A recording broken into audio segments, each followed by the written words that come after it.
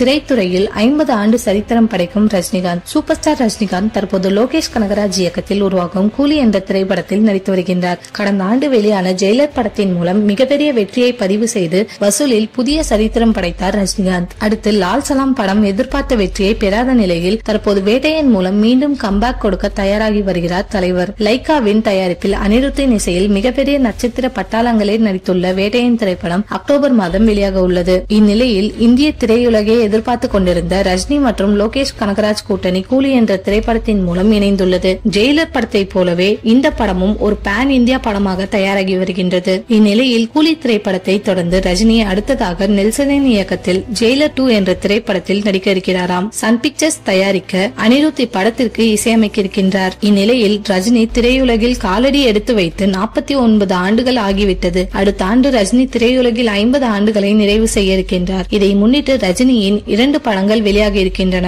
லோகேஷ் கனகராஜ் இயக்கத்தில் ரஜினி நடிக்கும் கூலி திரைப்படமும் நெல்சன் இயக்கத்தில் உருவாக உள்ள ஜெயிலர் 2 திரைப்படமும் அடுத்த ஆண்டு வெளியாக உள்ளது. 2025ஆம் ஆண்டு ரஜினிக்கு மிகவும் ஸ்பெஷலான ஆண்டாக இருக்குமாம். ரஜினி திரையுலகிற்கு வந்து 50 ஆண்டுகள் நிறைவு செய்தது மட்டுமல்லாமல் 75 வயதையும் ரஜினி அடுத்த ஆண்டு எட்ட உள்ளார்.